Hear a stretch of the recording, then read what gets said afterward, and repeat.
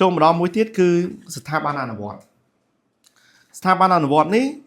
នៅក្នុងការអនុវត្តដោយបង្ខំគឺជានីតិវិធីតាមផ្លូវតុលាការក្នុងការសម្រេចនូវសិទ្ធិទាមទារឬសិទ្ធិប្រតិភពដែលកំណត់នៅក្នុងនីតិឯកជនដោយប្រើអំណាចរដ្ឋហើយសមត្ថភាពនិងអំណាចក្នុងការអនុវត្តបង្ខំធ្លាក់ទៅលើស្ថាប័នជាតិអញ្ចឹងមានន័យថាមានតែរដ្ឋទេដែលអាចគ្រប់គ្រងនៅយន្តការនេះបានយើងអាចសួរត្រឡប់វិញថាមកដល់ឥឡូវយើងដឹងហើយយើងប្រើពាក្យស្ថាប័នអនុវត្តពេញមាត់ហើយក្រមនីតិវិធីរដ្ឋវិន័យយើងទឹមតែអនុវត្តទូទាំងប្រទេសនៅឆ្នាំ2007ថ្ងៃ27ខែ7យើងអាចសួរត្រឡប់វិញថាចោះមុនក្រមនីតិវិធីរដ្ឋវិន័យតើមានស្ថាប័នណាដែលជាស្ថាប័នអនុវត្តអត់អញ្ចឹងយើងមើលក្នុងក្រឹត្យលេខ51ចុះថ្ងៃទី2ខែមេសាឆ្នាំ1992ស្ដីពីការប្រកាសឲ្យប្រើវិធីអនុវត្តសារក្រមមានចំនួន142មាត្រាដោយបានបែងចែកជាពីមាត្រា1ដល់មាត្រា3និយាយពីបញ្ញត្តិទូទៅមាត្រា4ដល់មាត្រា81និយាយពីការរំលោភចលនាវត្ថុមាត្រា82ដល់មាត្រា124និយាយពីការរំលោភអចលនវត្ថុនិងមាត្រា125ដល់មាត្រា142និយាយពីការដាក់គុកបង្ខំរូបកាយអញ្ចឹងចង់សង្កត់ឡប់វិញថាការអនុវត្តសារក្រមរដ្ឋវិន័យក៏មានជារបៀបនៃការដាក់គុកបង្ខំរូបកាយដែរដែលនិយាយពីច្បាប់ចាស់ហើយក្នុងក្រឹត្យច្បាប់ហ្នឹងនិយាយពីវិធីអនុវត្តសារក្រមរដ្ឋវិន័យប៉ុន្តែអត់មានមាត្រាណាមួយនិយាយអំពីថាស្ថាប័នណាជាក់លាក់ជាអ្នកទទួលបន្ទុកក្នុងការអនុវត្តដោយបង្ខំនៅលើសារក្រមនោះទេគឺគ្រាន់តែកំណត់ថាអ្នកអនុវត្តសារក្រមគេប្រើពាក្យអ្នកអនុវត្តសារក្រមប៉ុន្តែអត់បញ្ជាក់ថាអ្នកអនុវត្តសារក្រមនោះជាអ្នកណាជាព្រះអាជ្ញាជាចក្រមជាកលាបញ្ជីឬជាអាជ្ញាសាលានោះទេតែនៅក្នុងលិខិតលេខ696ចុះថ្ងៃទី24ខែកក្កដាឆ្នាំ1996របស់រដ្ឋមន្ត្រីក្រសួងយុទ្ធភ័ពដែលបានសរសេរទៅកាន់ប្រធានតុលាការកំពតស្ដីពីការណែនាំឲ្យអនុវត្តសារក្រមនៅក្នុងខ្លឹមសារហ្នឹងយើងឃើញមានប្រើពាក្យអ្នកអនុវត្តសារក្រមនិងអាជ្ញាសាលាប៉ុន្តែនៅឆ្នាំ1996មិនទាន់មានអាជ្ញាសាលានៅឡើយទេនៅឆ្នាំ1997តាមលិខិតសេចក្តីប្រកបលេខ117ចុះថ្ងៃទី31ខែមករាឆ្នាំ1997របស់ក្រសួងយុទ្ធភ័ពស្ដីពីការអនុវត្តសារក្រមសាលដីកាស្ថាពរនិងស្ដីជំនាញផ្សេងទៀតដែលមានខ្លឹមសារប្រគល់សមត្ថកិច្ចជូនព្រះអាជ្ញាដឹកនាំអនុវត្តដោយផ្ទាល់ជាបណ្ដោះអាសន្ននៅសេចក្តីសម្រេចទាំងអស់និងដីកាសម្រេចដីកាផ្សេងរបស់តុលាការគ្រប់ជាន់ថ្នាក់ក្នុងរង្វង់ដែនសមត្ថកិច្ចដែនដីរបស់ខ្លួនទម្រាំមានច្បាប់កំណត់ស្ដីពីបញ្ហានេះប្រសិនបើមានការស្នើសុំត្រឹមត្រូវតាមច្បាប់ពីអ្នកឈ្នះក្តីអញ្ចឹងតាមរយៈខ្លឹមសារនៃសេចក្តីប្រកបនេះគឺស្ថាប័នអនុវត្តដែលនៅពេលនោះគឺជាព្រះអាជ្ញាទាំងអនុវត្តលើចលនាធោអចលនាធោហ្នឹងគឺព្រះអាជ្ញានៃអនុវត្តហើយប្រធានតុលាការឬចក្រមដែលទទួលភារកិច្ចមានភារកិច្ចពិនិត្យលើបណ្ដឹងតវ៉ាផ្សេងអញ្ចឹងបើសិនជាមានការតវ៉ាចំពោះការអនុវត្តគឺចក្រមឬប្រធានតុលាការជាអ្នកមានសមត្ថកិច្ចក្រោយមកទៀតក៏ឃើញមានលិខិតមួយទៀតលេខ407ចុះឆ្នាំ2មិន2025ទេ2005របស់ក្រសួងយុទ្ធភ័ពដែលបានណែនាំដល់ប្រធានតុលាការនិងព្រះអាជ្ញាថាការចាត់ចែងឲ្យកលាមជីចុះអនុវត្តឬសារដីកាសារក្រមសារដីការដ្ឋវិន័យពុំត្រឹមត្រូវទេអញ្ចឹងក្នុងនោះគឺមានឃើញថាមានកលាមជីជាអ្នកដឹកនាំអនុវត្តអញ្ចឹងក៏រដ្ឋមន្ត្រីក្រសួងយុទ្ធភ័ពបានណែនាំថាកលាមជីចុះអនុវត្តពុំត្រឹមត្រូវទេពីព្រោះសេចក្តីប្រកបលេខ117គឺផ្ដល់សិទ្ធិឲ្យព្រះអាជ្ញាក្រោយមកនៅឆ្នាំ2006ទើបមានក្រមនីតិវិធីរដ្ឋវិន័យហើយអនុវត្តទូទាំងប្រទេសនៅថ្ងៃទី27កក្កដាឆ្នាំ2007អញ្ចឹងនៅក្នុងក្រមនីតិវិធីរដ្ឋវិន័យយើងហ្នឹងបានកំណត់ជាក់លាក់ថាការអនុវត្តដោយបង្ខំទៅធ្វើឡើងដោយស្ថាប័នអនុវត្តតាមពាក្យសុំរបស់ភាគីគេប្រើពាក្យស្ថាប័នអនុវត្តហើយស្ថាប័នអនុវត្តនេះគឺជាអំណាចឯករាជ្យដោយសារតែការអនុវត្តដោយបង្ខំនេះជានីតិវិធីដាច់ដោយឡែកដូច្នេះវាមិនចាំបាច់ដែលជាតុលាការទទួលពាក្យបណ្ដឹងជាស្ថាប័នអនុវត្តទេ ហើយនៅក្នុងកថាខណ្ឌទី2នៃមាត្រា336គឺ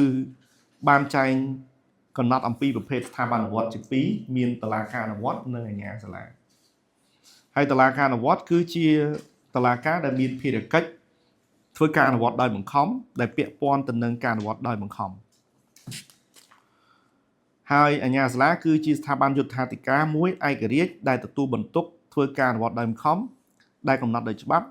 ដូចជាការអនុវត្តដោយបង្ខំចំពោះចលនាវត្ថុបកគលវត្ថុអីជាដើមនៅក្នុងមាត្រា336កថាខណ្ឌទី3កំណត់ថាតុលាការអនុវត្តជាអ្នកណាតុលាការអនុវត្តគឺជាសាលាដំបូងដែលត្រូវអនុវត្តដោយបង្ខំតាមកន្ធីទី6នេះអញ្ចឹងតាមស្មារតីនៃមាត្រានេះគឺសំដៅលើថាតុលាការអនុវត្តគឺជាសាលាដំបូងអញ្ចឹងតែមួយបើអត់មានមាត្រានេះយើងអាចកត់សម្គាល់ថាប្រហែលជាអាចមានស្ថាប័នដាច់ដライផ្សេងពីចក្រមចក្រមនៅសាលាដំបូងអញ្ចឹងតាមរយៈមាត្រា336នេះកថាខណ្ឌទី3គឺចក្រមដែលធ្វើការនៅសាលាដំបូងក៏ជាចក្រមអនុវត្តដែរព្រោះនៅកន្លែងនេះហេតុខ្ញុំចាំថាអញ្ចឹងបើនៅប្រទេសផ្សេងគឺស្ថាប័នអនុវត្តគឺផ្សេងពីតុលាការមានស្ថាប័នដាច់ដライដែលទទួលបន្ទុកអនុវត្តសារក្រមតែម្ដងមិនមែនជាចក្រមទេគេឲ្យអាជ្ញាសាលាគឺទាំងអស់ពេលហ្នឹងយើងចាំពេលសួរតែធ្វើច្បាប់វិញខ្ញុំ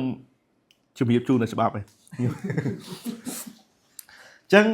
ស្ថាប័នអនុវត្តមួយទៀតគឺអាជ្ញាសាលាហើយនៅពេលនោះអត់ទាន់មានមន្ត្រីអាជ្ញាសាលាទេនៅពេលបង្កើតក្រមមតិที่យើងពេលដំបូងហ្នឹងអត់មានមន្ត្រីអាជ្ញាសាលាទេទៅក្រសួងយុទ្ធភ័ពចេញប្រកាសលេខ30ស្ដីពីមន្ត្រីទទួលបន្ទុកកិច្ចការអាជ្ញាសាលាដោយកំណត់ឲ្យព្រះអាជ្ញារងធ្វើជាមន្ត្រីទទួលបន្ទុកកិច្ចការអាជ្ញាសាលាតាមភារកិច្ចដែលកំណត់ក្នុងនីតិទី12នេះអញ្ចឹងបើតាមសេចក្តីប្រកបលេខ117ឆ្នាំ1997គឺព្រះអាជ្ញាទទួលបន្ទុកទាំងអស់ប៉ុន្តែតាមក្រមនីតិទី12នេះគឺបែងចែកជា2តុលាការអនុវត្តនិងអាជ្ញាសាលាហើយតាមប្រកាសលេខ30នេះគឺទទួលបន្ទុកតែកិច្ចការរបស់អាជ្ញាសាលាទេអញ្ចឹងយើងមើលតទៀតនៅឆ្នាំ2008ទើបមានការបង្កើតនៅសាលាភូមិន្ទអាជ្ញាសាលាមួយឲ្យស្ថិតនៅក្នុងរចនាសម្ព័ន្ធផ្ទាល់របស់រាជបណ្ឌិតសភាវិជ្ជាជីវៈតុលាការហើយនៅឆ្នាំ2008តាមលិខិតប្រកាសរបស់ទីស្តីការគណៈរដ្ឋមន្ត្រីពីព្រោះពេលហ្នឹងរាជបណ្ឌិតសភាស្ថិតនៅក្នុងការគ្រប់គ្រងជាសេនាធិការរបស់ទីស្តីការគណៈរដ្ឋមន្ត្រីបានប្រកាសជ្រើសរើសសិស្សអាជ្ញាសាលាចំនួនទី1ហើយសិស្សអាជ្ញាសាលាចំនួនទី1 28រូបបានតែងតាំងឲ្យចូលរៀននៅសាលាភូមិន្ទអាជ្ញាសាលានៅថ្ងៃទី28ខែកុម្ភៈឆ្នាំ2013ហើយក្រោយមកទៀតរៀនចប់27រូបហ្នឹងបានតែងតាំងឲ្យធ្វើជាអាជ្ញាសាលាកម្មសិក្សានៅសាលាដំបងភ្នំពេញចំនួន14រូបនៅខេត្តកណ្ដាល11រូបនៅសៀមរាប1រូបសាលាដំបងខេត្តបាត់ដំបង1រូបតាមប្រកាសឆ្នាំ2016របស់ក្រសួងយុទ្ធភ័ពក្រោយមកទៀតអាជ្ញាសាលាតាំងសុខនៅឆ្នាំ2018ហើយបានសម្រួលភារកិច្ចឲ្យមកក្រសួងយុទ្ធភ័ពវិញនិងបានចាត់តាំងឲ្យទៅតាមសាលាដំបងរាជធានីខេត្តមួយចំនួនដែលមានសាលាដំបងរាជភ្នំពេញខេត្តកណ្ដាលបាត់ដំបងសៀមរាបហើយក្រោយមកទៀតនៅឆ្នាំ2019នៅឆ្នាំ2019តាមប្រកាសលេខ062ចុះថ្ងៃទី30ខែមករារបស់ក្រសួងយុទ្ធភ័ពស្ដីពីបែបបទអនុវត្តការងាររបស់អាជ្ញាសាលាដែលមានខ្លឹមសារឲ្យសាលាដំបងអัยការអមសាលាដំបងដែលមានមន្ត្រីអាជ្ញាសាលាប្រចាំការបកគលភារកិច្ចទាំងឡាយរបស់អាជ្ញាសាលាជូនមន្ត្រីអាជ្ញាសាលាដែលកំពុងបម្រើការនៅទីនោះដើម្បីអនុវត្តមុខងារតាមច្បាប់យុត្តិធម៌លើកលែងតែសាលាដំបងនិងអัยការអមសាលាដំបងរាជធានីខេត្តដែលមិនទាន់មានអាជ្ញាសាលាប្រចាំការត្រូវបន្តអនុវត្តតាមប្រកាសលេខ30ហើយនៅពេលនោះគឺអាជ្ញាសាលាមានសិទ្ធិប្រើត្រារបស់សាលាដំបងរាជធានីដើម្បីអនុវត្តមុខងាររបស់ខ្លួនឯងហើយនៅថ្មីនេះនៅឆ្នាំ2025អង្គភាពថ្មីមួយគឺអង្គភាពអាជ្ញាសាលាត្រូវបានបង្កើតឡើង តាមប្រកាសលេខ043ចុះថ្ងៃទី25ខែមីនាឆ្នាំ2025ស្ដីពីការរៀបចំប្រព្រឹត្តទៅរបស់អង្គភាពអាជ្ញាសាលាហើយតាមប្រកាសលេខ047ថ្ងៃទី3ខែមេសាឆ្នាំ2025បានដាក់ឲ្យដំណើរការនៅអង្គភាពអាជ្ញាសាលាចំនួន8មានអង្គភាពអាជ្ញាសាលាសាលាដំបងរាជធានីភ្នំពេញអង្គភាពអាជ្ញាសាលានៅសាលាដំបងខេត្តកណ្ដាលអង្គភាពអាជ្ញាសាលានៅខេត្តសៀមរាបបាត់ដំបងព្រះសីហនុបន្ទាយមានជ័យកំពង់ចាមនិងកំពង់ស្ពឺអញ្ចឹងក្រៅពី8ខេត្តនេះនៅតែបរិញ្ញាអនុវត្តតាមប្រកាសលេខ30ដដែល